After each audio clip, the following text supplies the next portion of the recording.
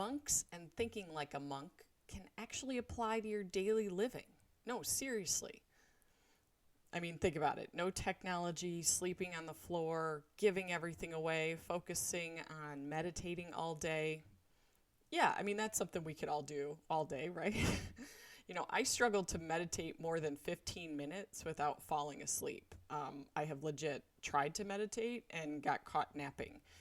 So I couldn't imagine doing it for a whole day, which is why when I heard about the book by Jay Shetty called Think Like a Monk, I was like, there's no way that this is going to apply to anything that we do outside of that world.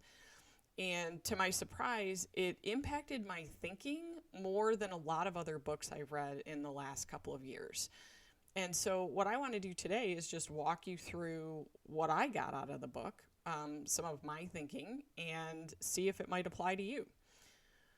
Welcome to Curious KDO. I'm your host, and I'm really excited to dive into this book, Think Like a Monk, with you and share what I found. If you're curious about it, stay connected. I'd love to know what you think. So let's start with what the book is about. Think Like a Monk. So who is this Jay Shetty guy? He's a British author who grew up in an Indian family in London, England, and he struggled a bunch early on in life. He was really a person that was trying to find his way. And he was at an event in college and went to a talk that was actually given by a monk. And after graduating, he walked away from everything he had spent doing, and moved to India and spent 3 years in an ashram. So can you imagine walking into your traditional parents' house after wrapping up a college degree and going, yep, I'm going to toss that out the window and move to another country and give up everything and try to learn, meditate, and grow? I'm sure that his mother did a lot of nodding while her brain was in overload, really trying to piece together what was happening. And so he had to walk away from all of that. And what he did was he spent 3 years really studying and meditating and learning. But at the end of the day, that wasn't the right place for him. And so after leaving the ashram at the advice of one of his mentors and fellow monks, he went on to start sharing what he learned. And he started doing it at organizations and started doing talks and then doing social media and videos. And that led to his podcast called On Purpose and his book, Think Like a Monk. So diving into this book, there were a few key elements that stood out to me that I wanted to break down into the top 5 things that I really took away from the book. The first is around mind control and focus. So in this section, the focus is on training your mind to focus on the present moment and remove distractions that drive your brain to either go forward or backwards on your timeline. And when you're forward or backward on your timeline, you're missing the present. And I explained it at one time is, if you think about it, anxiety is thinking too much about the things that haven't happened, and depression is thinking too much about all the things that have happened that you wish were different or changed.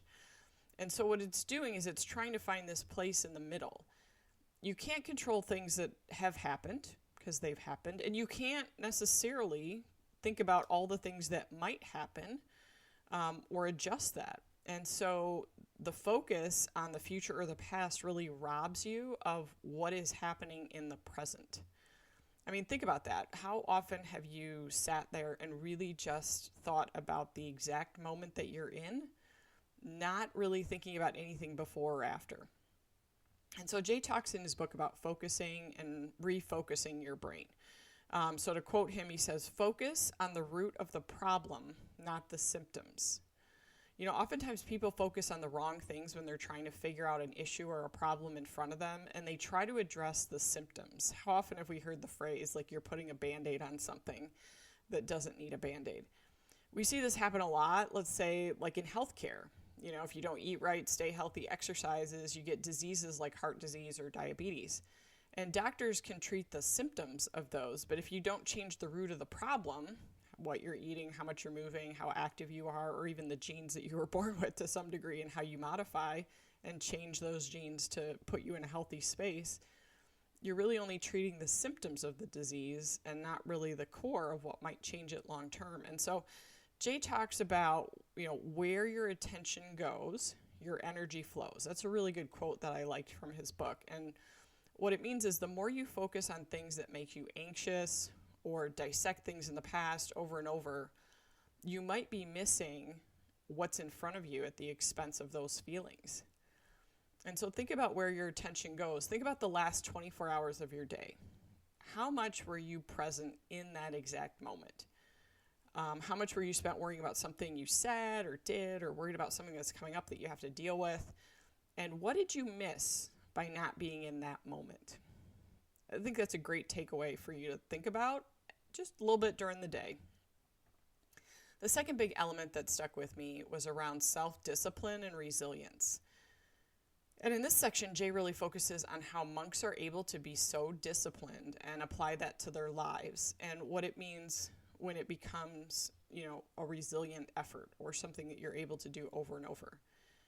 If anyone was around in the last 4 years, resilience is not a nice to have, it's a must have. And any plans you had, especially if you were a leader in business, went sideways so many times, you almost have to laugh at the plans you tossed out the window. We talked a lot about controlling the things we could control and the things we did each day. And those things that you could control were all about giving you confidence in that moment. Jay talks about this quote that I really liked. Resilience is not about avoiding stress, but about learning how to handle it. And I love the story he talks about with the trees in the biodome. They grew for a while. So he tells this story about a biodome, and there are trees in the biodome. And they grew for a while until they toppled over. And the reason they toppled over, can you guess? Without wind and stress from that wind, the roots did not grow deep enough and branch out enough to hold the tree when it gets taller. How many times today are we as people, or especially we as parents or as leaders, want to pull out a pillow or a carpet or bubble wrap, around the kids as they head out the door, and never feel any ounce of anything painful or uncomfortable, right? That's a big trend right now. It's like, I never want my kid to feel uncomfortable or feel bad. What you're doing is you're not giving them roots. You're not giving them the ability to be resilient. And we try not to do that in our house. We talk about how, those adversity moments are going to build who you are. But we do see a lot of parents who don't necessarily think that way. And what happens is you unleash this young adult into the world who does not know what uncomfortable feels like, who doesn't have a clue how to deal with stress or setbacks, who isn't equipped to manage disappointment, who didn't get an A because they deserved an A, and so they don't know how to live with a C and take that grade and go, I can make that C into a B or that C into an A minus, because if I work hard, I can figure that out. That's the easy stuff. When you're going through that, it doesn't seem like it, but it is. And so life is hard, it's terrible, it's messy, and you're going to live long enough that bad stuff is going to happen. And so as you think about equipping people for the world, if you don't equip them to be resilient, you're going to put them into those moments where they're not going to know what to do. And these folks who avoid stress versus figure out how to handle it will actually have no clue, no tools how to manage when things go downhill or make a sharp left turn. How do you think? Where do you focus? And what do you do consistently with no one watching that defines your future? What are the things that you do? I think of this as the reason why I sign up and pay to do races. So I trained and did my first triathlon this year at 46. And there's a really specific reason why I sign up for the races. If I sign up, I will train. I print out the training plan and I do the activities that they map out, 4, 5, 6 days a week to get me ready. And then I completed the event. Do I work out when I don't have a race and I'm working towards? Sure, I go to the gym, I work out, but it's not necessarily with an intention and knowing that I've got to do these specific things to get somewhere.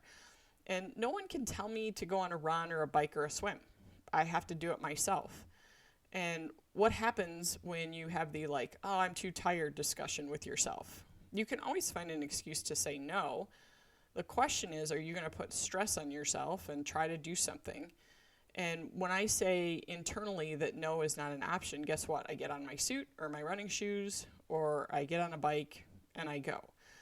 And so the big thing for me is this idea of being able to manage your mindset and being able to put yourself under the appropriate amount of stress so that you can become resilient and do big things. The third big element that I found was overcoming fear and anxiety. And in this section, Jay really focuses on how to manage fears, and by managing those, how it impacts the feeling of anxiety. Everyone has a fear index, and I often will tell my son a lot about what fear means. Fear is there for a reason. It was the native individual's instinct that told you to pay attention or run away. It's a feeling in your head and a reaction in your body, and it can be very intense. It is a real thing. What I often tell my son, though, is the difference between someone who's fearful and courageous is not the fear. It's choosing to act even when you feel fear. That's it. And Jay has a really great quote that says, "Fear does not prevent death, it prevents life." And so if fear wins, you're going to lose out on so many things. And what I encourage my son to do is say, even if you might be fearful of it, are you courageous enough to go try something anyway? And I'm big into doing things I've never done before, taking adventures, big and small. And in 2024, I decided to join an app to meet friends because it is super hard at my age. Did my first triathlon. My son and I took his first international trip for spring break. Those were some of the first that I was very intentional about doing. And I will go back to the one, meeting new people and asking if they want to start a group text or get to know each other is scary because you never know what people are going to say. It might work out, it might not.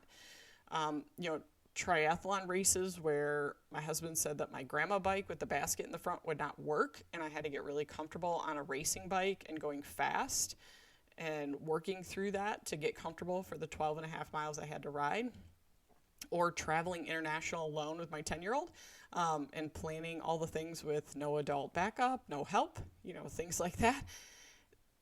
I had fears on some of it, but I also would choose to do it anyway. And one of the key elements with Jay is about putting words to those fears. So he says, here's a great quote that he says, "When we understand our fears, we can transform them into fuel for our growth." I do a lot of public speaking to big groups and small ones because I enjoy it. I like telling stories. I am what I call, quote unquote, work funny, even though I think I could go to the Comedy Store maybe, but I think I work funny. I tell stories. And it's always surprising to me that so many people are afraid of public speaking. And I've been doing it so long, I struggle with what drives that. Is it the fear of being in front of people and something terrible happens, or you mess up, or you have toilet paper on your shoe? Or is it, the fear that people won't be interested in what you say? They'll get up and walk out or laugh at you, not with you. If you're able to articulate those fears, Jay talks about how those worries can cause you to do a double check before you walk out or practice out loud, which I do multiple times before I give a talk. I'll practice out loud to myself and say it multiple times to make sure it makes sense, that it reads right, that I have the jokes in the right spot that I think are funny. Or it might make you work on your story and share it with multiple people you trust to get feedback before you go out. Or it might require you to trust your gut and just go and try it out.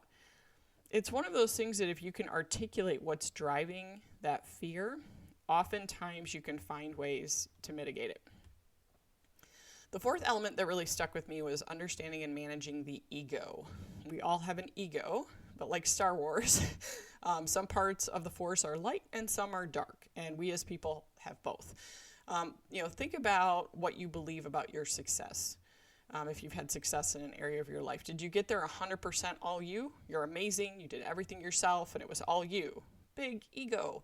Or are you more like me that looks at where I am in life with a great marriage, an awesome kiddo, job I like, in a place where I live, and I realize there's three things that got me there. Being born Gen X when school and housing was affordable, with freedom to grow up and learn and have adventures, and there wasn't a social or permanent record of those experiences in a country that gives people options to try to do better. Lucky. I met a guy washing dishes who lived on my floor that clicked with me, and we've been married. It'll be 25 years this year. If we hadn't lived in the same place, probably never would have met. And I made a decision to work at a company where I met an intern whose dad ran another company who I met, and he rang me up one day about a job, and It was luck and timing, and my skill set was there, and, that's the role I have now. And it's all of that plus hard work. But there is some element of this idea that, it's not all you. If anyone tells you it's not the luck or the timing in addition to you, they're kidding themselves. And so Jay talks about, this is one of the quotes that he has, your ego is your false self. So you have to let go of the ego and you have to find your true self. He also talks about how the ego wants everyone to be equal or inferior to you, but true confidence seeks to lift others up. I often have a conversation with a lot of new managers who have worked for me, and the way I describe it is when you move from an individual player on the field to the coach on the sidelines, everything changes. And that's how I equate management, including the fact that no one has an Andy Reid jersey. They have a Patrick Mahomes or a Travis Kelce jersey. The coach takes all the blame, gives away all the credit. That's it. And as a leader, that's your life. Your role is not to be the hero on the team. It's to build a great team and help people shine their star. Often people that are smarter and better than you at certain skills that you don't have. And for some people, it's not easy. If you were an amazing individual player on the team, it can be really hard. Recognition and reward is like a drug that really feeds the ego, and you walk away from that cold turkey. But here's the funny thing that people who walk away from their ego don't realize until they do. When your team is awesome, that actually reflects on you and how awesome that is. When your team wins, you win. It just looks and feels different. Managing the, what they have that I don't, or striving to keep others down can dominate your outlook on the world. I think social media is notorious for this. You see what everybody else has. I often joke that, when I was coming up, you only knew what the kids in your neighborhood had or what the kid at your school had, and maybe like Teen Beat magazine, but you just didn't know what everybody had. And so you weren't always comparing yourself to that. And so the question becomes, can you be thankful for what you have, cherish what you have? Can you try to be better because you want to be better, but not for some other reason to feed your ego? And the last segment that Jay really focuses on is living with intention. So if you aren't purposeful about what you do, life will really decide for you. Jay encourages you to make conscious choices that align with what's important and what you value. If you make decisions from thought and from disconnecting or dissecting why you're making decisions, it can cause you to think differently. And the quote I really like that he has in the book is, don't live the same year 75 times and call it a life. The intentionality of planning and living your life with a direction that fits your values, and it really changes the way you think about decisions. When you're chasing something that isn't what you really want, is it causing you to move away from your values? And is that a life you want down the road? And knowing what you value, what's important to you, what you will and won't do, and what you will and won't have, and understanding that you can make better decisions is a key part of living to those values. So have you ever made a decision that afterwards you didn't feel right about it, or something you avoided deciding and the world decided for you, and now you should have done something looking back? Was there a misalignment with your values and your intention? So if you can't tell, I got a lot from this book, and it's not really about living like a monk, but it's about what brings peace and joy to a monk's life. Intention, purpose, resilience, and focus applies to every person in any part of your life.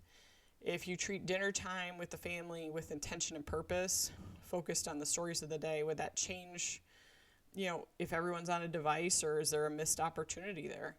What about work? If you focus on taking the lumps, learning and shifting focus to be resilient, to adjust, bob, weave, and get up and not only take another punch, but knock out a few things, are you wandering through life worried about what might happen or what has happened or what you wish you could change? Or are you really choosing to make decisions each year, go on an adventure, big or small, or try to change your life and expand your horizons? So if you like this overview and you think that this might be a book that you would like, it's Jay Shetty, Think Like a Monk. I'd encourage you to check it out. If you've read it, I'd love to know what you think, what stuck with you. And if you want to check it out, it's available everywhere. I'd recommend it. Recommend listening to his podcast if you like the concept related to it. And I really want to thank you for listening. I'm KDO, host of Curious KDO, and I look forward to connecting with you next time.